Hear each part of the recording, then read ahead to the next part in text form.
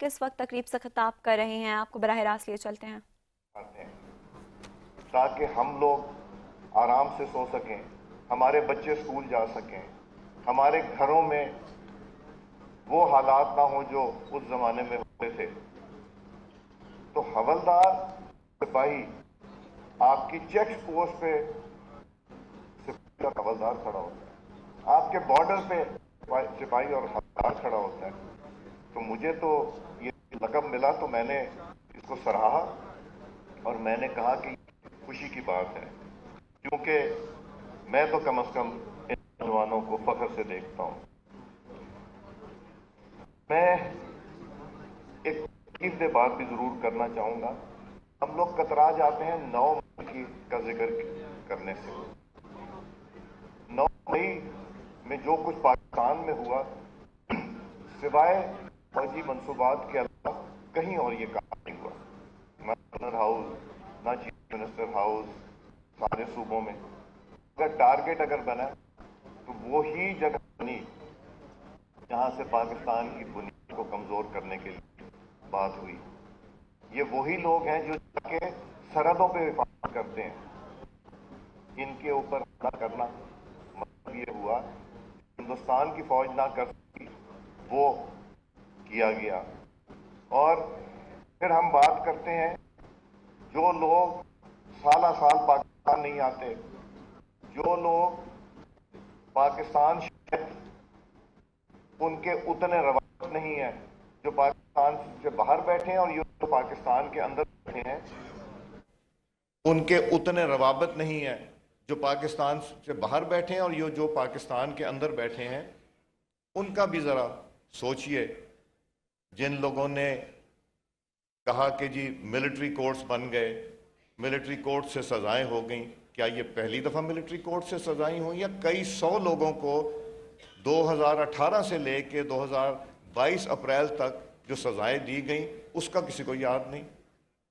क्या इन लोगों ने जो बाहर बैठ के सोशल मीडिया के ऊपर ट्वीट करते हैं, इन्होंने कभी कश्मीर की बात की? जब आर्टिकल 370 लगाया गया मकबूजा कश्मीर के ऊपर, क्या इन्होंने गाजा पे जो बच्चे औरतें अस्पतालों के ऊपर हमले हुए और लोगों को शहीद किया गया, क्या इन्होंने तब भी ट्वीट की? ऐसे लोग अपने आप को अगर पाकिस्तानी कहते हैं, जो लोग जब पाकिस्तान के ऊपर सैंक्शन लगने की बात होती है तो मैं तो समझता हूं कि वो पाकिस्तानी नहीं है और उस माशरे को भी उनका बॉयकॉट करना चाहिए। मैं ये भी गुजारिश करना चाहूँगा कि हमने ये एक सिलसिला चलाया जिसमें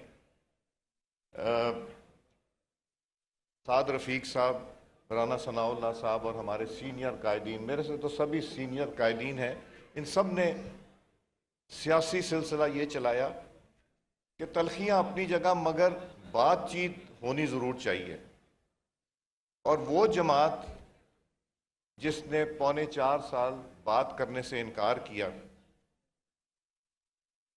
उन्होंने जब अपील की, ऑपोजिशन ने जब अपील की और जिम्मेदारी स्पीकर के दफ्तर पे डाली, तो मेरा तो काम यही था कि मैं हुकूमत पाकिस्तान को पैगाम पहुंचाऊं।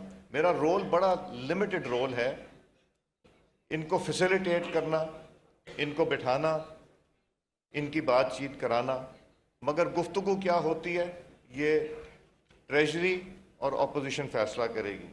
तो मैंने जब प्राइम मिनिस्टर शहबाज शरीफ साहब से बात की कि जी ये इस तरह का मुझसे राब्ता किया गया है, उन्होंने कायदे मोहतरम से मशवरा करके उन्होंने इजाज़त दी और एक हाई लेवल कमेटी बनाई, जो हाई लेवल कमेटी बैठ के गुफ्तगू करेगी। मगर उससे पहले मैं गवर्नमेंट को खराज तहसीन पेश करना चाहूँगा। ये ख्वाजा साद रफ़ीक साहब 2.5 साल, ख्वाजा आसिफ साहब को मैंने पहली दफ़ा 2002 में रावी के पुल पे जलसे में आने के लिए हथकड़ियाँ लगी देखी और ख्वाजा साहब मुस्कुरा रहे थे और ख्वाजा आसिफ साहब को हम कचहरी जब गए इनके साथ, तो वहाँ पे जो रवैया था पुलिस का वो भी कुछ शर्मिंदा से थे। फिर उसके बाद ये 2018 वाली हुकूमत के मेहमान रहे राना सनाउल्लाह साहब, ये इनको इनकी आंखों में एक मसला है, उसको ग्लूकोमा कहते हैं, जिससे आंख ज़ाया हो सकती। इनको दवाई नहीं दी गई, खुदा न खास्ता इनकी आंख ज़ाया हो सकती थी। ख्वाजा आसिफ साहब का हर्निया का ऑपरेशन होना था। अपोजिशन के मेंबरान MNA जब हिरासत में लिए गए इस्लामाबाद से, तो अगर हुकूमत ना चाहती तो इनके प्रोडक्शन ऑर्डर नहीं होने थे, इन्होंने असेंबली में नहीं आना था, इन्होंने अपने लॉजेस में नहीं जाना था, क्योंकि पौने 4 साल के अरसे में ख्वाजा साद रफीक साहब, ख्वाजा आसिफ साहब, राना सनाउल्लाह साहब को ये मौका नहीं मिला था। इनको वो फैसिलिटी नहीं मिली थी जो एक मेंबर को मिलनी चाहिए और उसका हक बनता है। मगर इन सब ने जमहूरियत की खातिर, इन्होंने सिस्टम की खातिर, इन्होंने अपना रोल अदा किया, जिसकी वजह से ये जितने मेंबरान थे वो असेंबली में तशरीफ लेके आए। तो ये इनका अमल था, और जो दूसरा अमल था वो भी आपके सामने, कोई ढका छुपा नहीं। ये जो गुफ्तगू शुरू हुई है,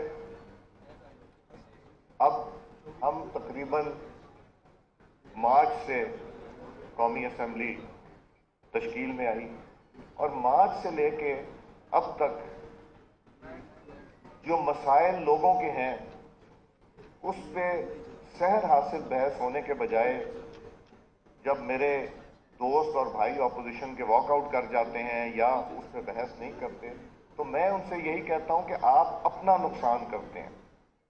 26वीं तरमीम में मुझे कुछ लोगों ने कहा कि जी आपने उनको बोलने का मौका नहीं दिया। मेरे पास वीडियोस मौजूद हैं जिसमें बार बार लॉ मिनिस्टर ने कहा कि मैं इस बिल के बारे में गुफ्तगू कर लूं, तो फिर इनको अपोज करें या सपोर्ट करें, इनको बात करने का मौका दिया जाए। बार बार रिपीट करने के बाद उन्होंने उसके ऊपर बात नहीं की, और एक अच्छा डिबेट जो होना चाहिए था वो नहीं हो सका। तो उसका कसूरवार ना स्पीकर का दफ्तर है और ना हुकूमत है। अगर हम सब मिलके पाकिस्तान के इश्यूज के बारे में बात नहीं करेंगे, वहां पे अवाम के बारे में के इश्यूज के बारे में बात नहीं करेंगे, तो ये उतनी फाल नहीं होगी कौमी असेंबली जितनी फाल उसको होना चाहिए।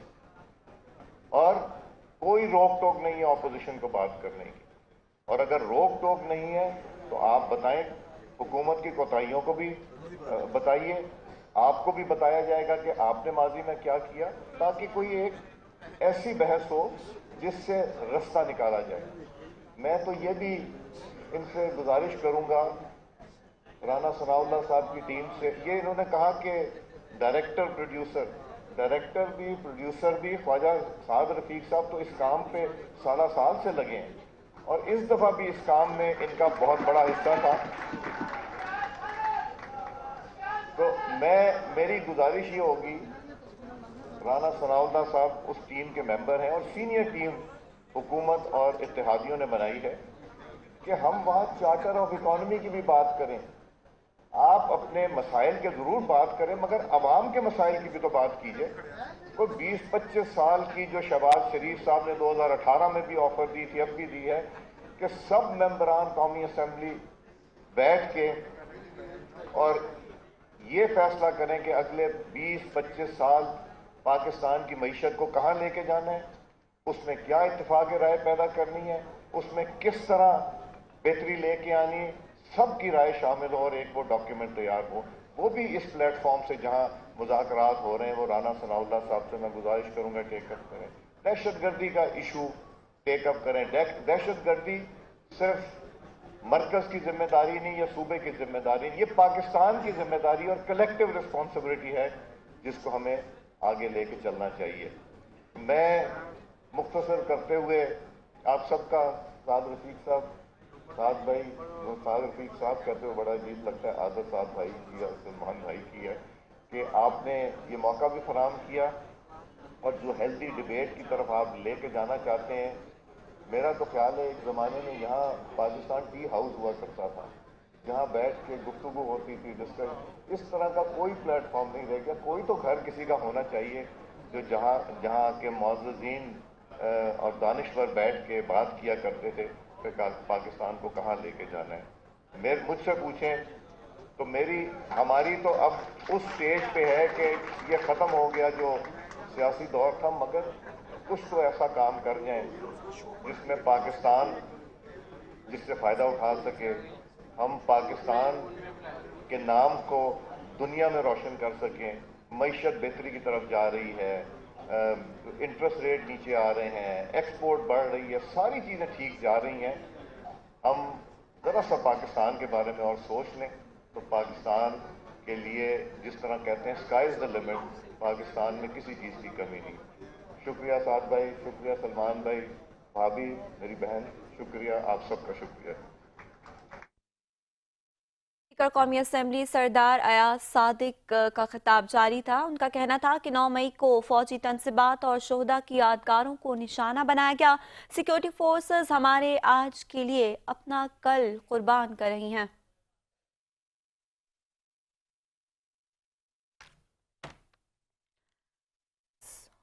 سردار ایاز صادق کا کہنا تھا کہ 9 مئی کو فوجی تنصیبات اور شہداء کی یادگاروں کو نشانہ بنایا گیا. سیکیورٹی فورسز ہمارے آج کے لیے اپنا کل قربان کر رہی ہیں. کیا سوشل میڈیا پر بریگیڈیئر نے کبھی مقبوضہ کشمیر اور غزہ کے بارے میں ٹویٹس کیے؟